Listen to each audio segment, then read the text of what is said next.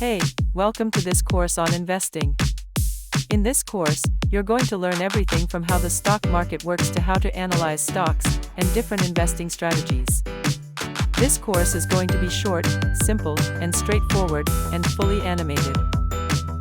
I believe it's the best tool to build wealth in the 21st century, especially since the internet has made it much easier.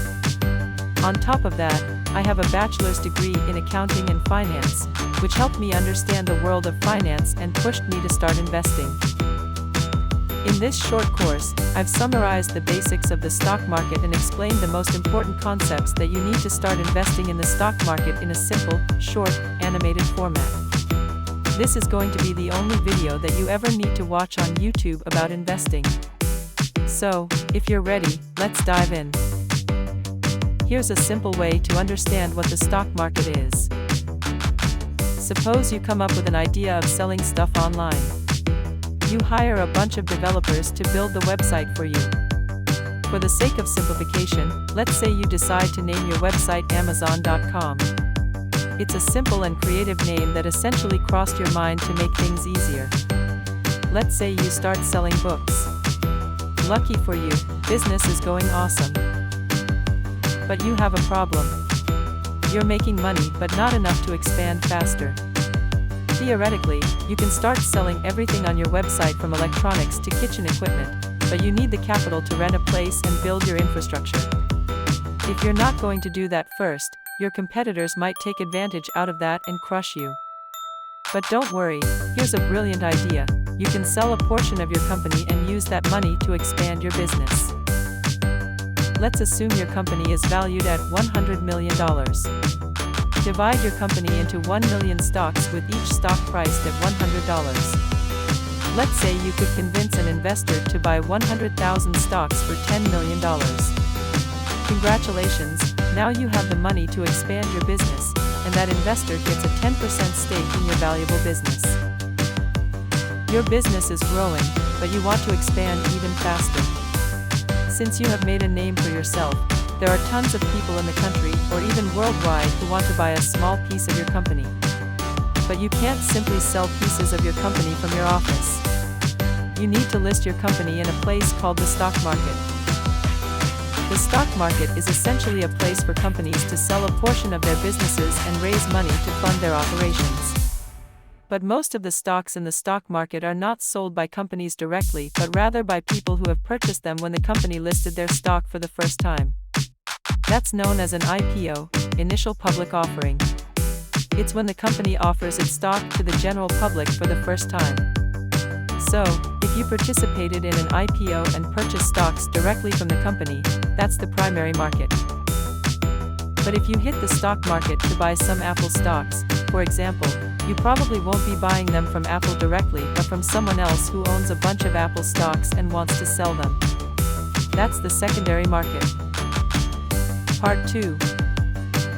Stock market. A company must meet a few criteria such as having at least 400 shareholders, meeting the basic earning standards, and a few others since it's going to become a publicly traded company. The company is obligated to share its financial statements every quarter so that investors and shareholders can keep track of how the company is performing. Since you know how the stock market works, the question that you might be wondering is, how do you buy stocks? Do you have to go somewhere? Is there an actual place called the stock market where you can pay a visit and buy some stocks?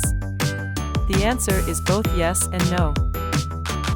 We have already explored that the stock market is an actual place where companies trade their stocks, but not everyone is eligible to directly buy stocks from there. Unfortunately, you can't get into your car, drive to the stock market, and find an Apple store to buy some Apple shares. That's not how it works. In order to be allowed to buy and sell stocks, you need to pass several exams and get a brokerage license to become a broker.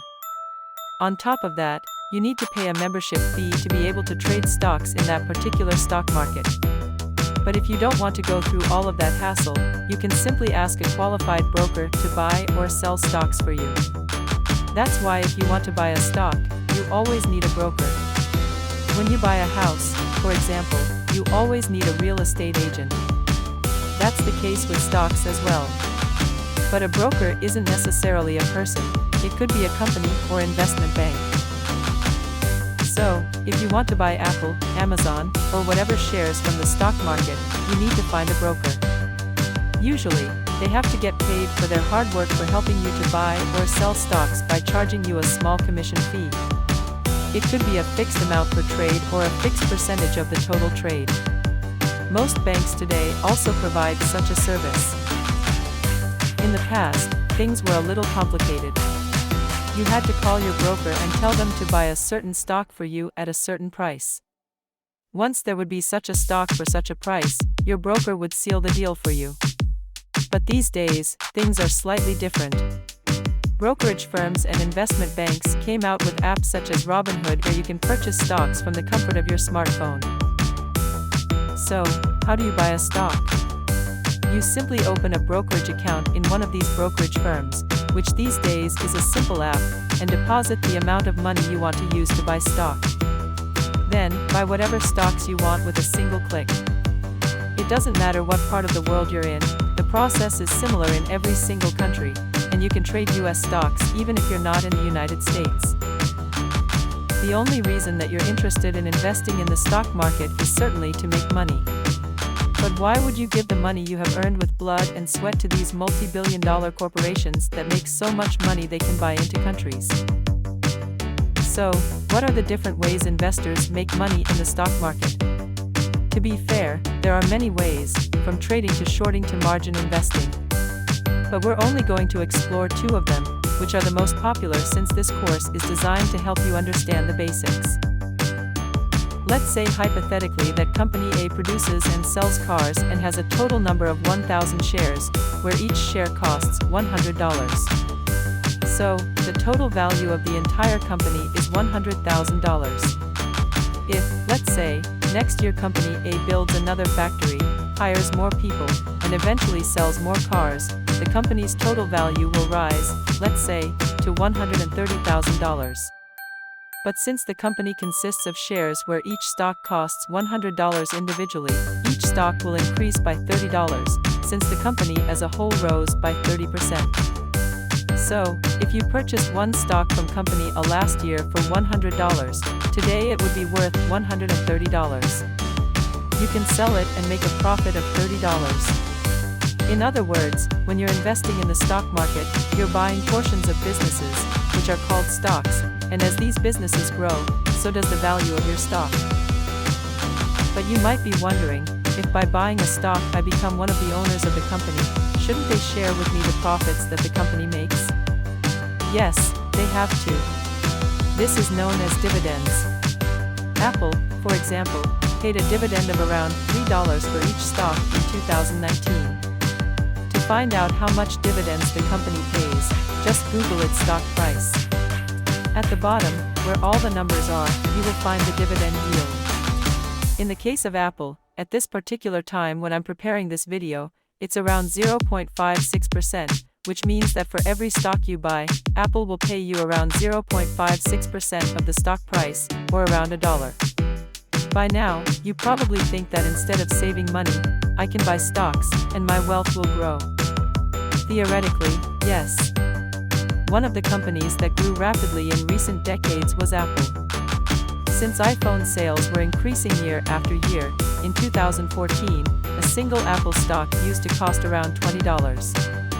6 years later, as the company kept expanding and growing, and introducing more and more products and increasing revenue, the stock price rose to $133. In other words, your $20 invested in Apple would be worth around $379. When you buy a single share, it doesn't make a big difference. But let's say you have invested $20,000. Your investment would be worth $133,000. You would have tripled your investment in just 6 years. But before you throw your money into the stock market because it looks so easy, hear me out, because there is a catch. Not everything is sunshine and rainbows. Because these stocks are listed on the public exchange, the number of factors that influence the price of the stocks are too many, and often the price of that